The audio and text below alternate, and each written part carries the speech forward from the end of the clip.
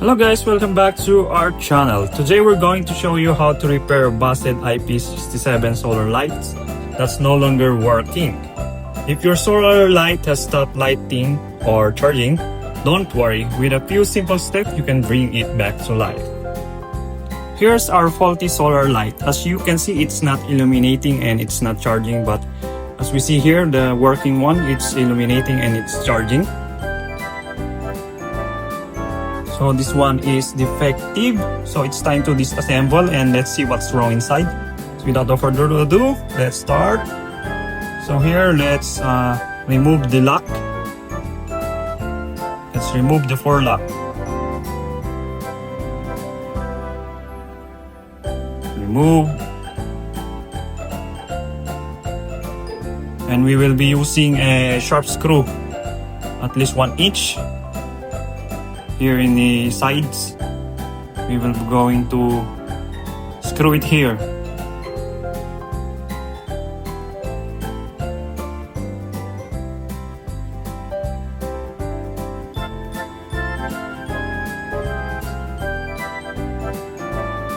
Screw it here.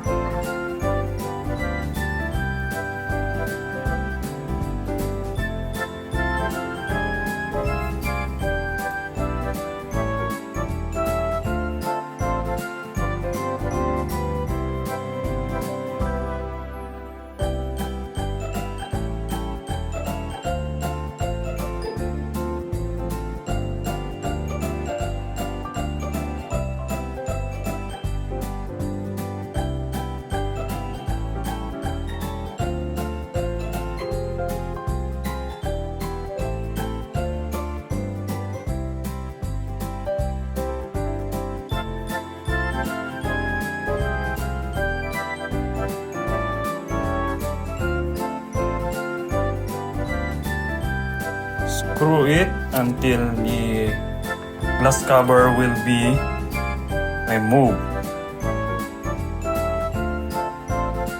And the screw, there you see. Oh. And let's insert another screw here on the other side.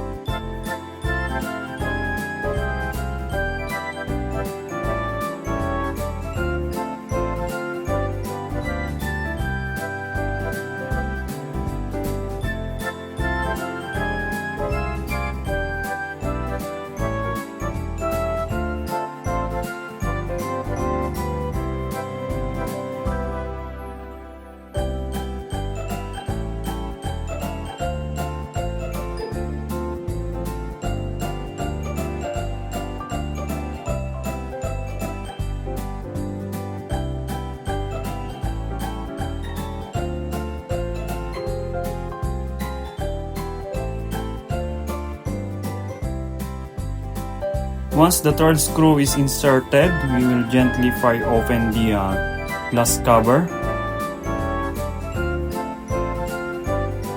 Be careful not to force it to avoid damage on the glass.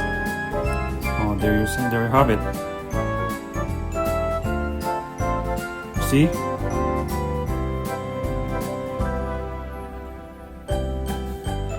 We will unscrew the screw.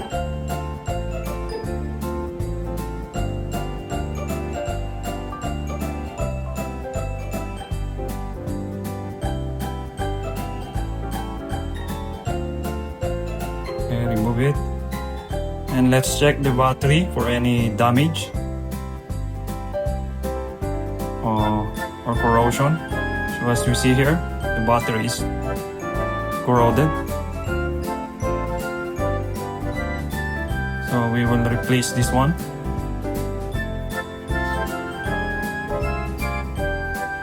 We'll test it first.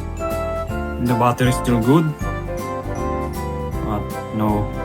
No sign of life.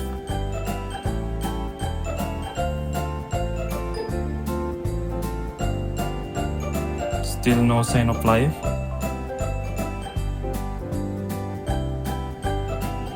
So we already have a brand new battery. If you want to buy also battery, I will put a description down below where you can order also the battery. So here's our new battery.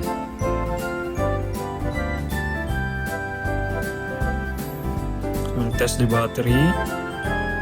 New battery, it's okay. Oh, you see? It's okay. Here's the battery. It's 3.2 volts and 5 amperes. So we will solder or desolder the old battery from the circuit board.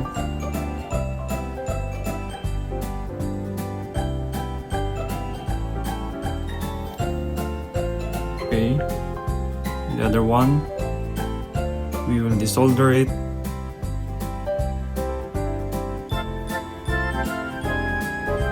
Okay, let's remove, and we will put the new one.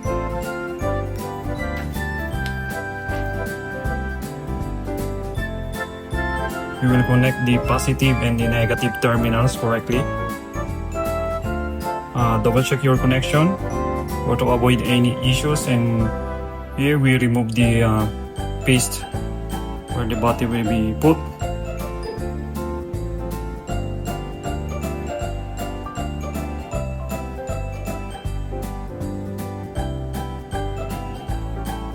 Okay, let's desolder the battery.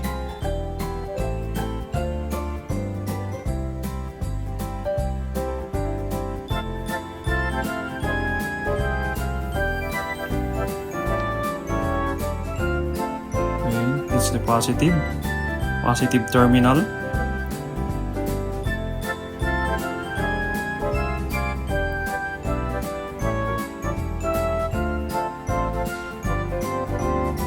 Okay, next the negative terminal. Oh, as you see, it lighted. Okay, it now lighted. There you have it. The battery is now connected. And we will put the battery and glue it using a stick glue. We will put it here.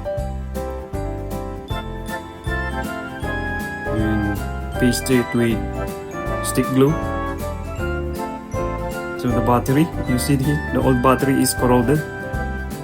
It's totally corroded. No, it's corroded. So it is advisable to replace it with new one. So now we will put paste on the new battery.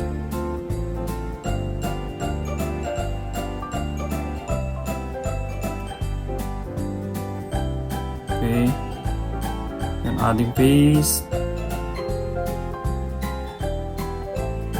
and we will put the glass cover. We'll add paste on each four sides. Place the glass cover.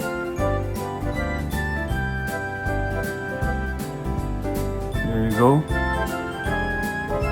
And put the clip, the 4 clip.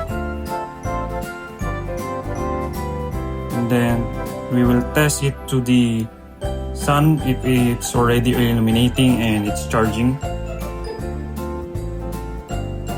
We'll double check it. It's powering on and off. Okay, let's try it to the solar panel outside. We have here the panel, so we will try it outside if it's working. Or if it's charging. It's now charging and it's now illuminating. And there you have it. It's a simple and cost-effective way to repair your busted IP67 solar light. Thanks for watching. If you found this video helpful, don't forget to like, subscribe, and hit the notification bell for more DIY repairs. See you in the next video.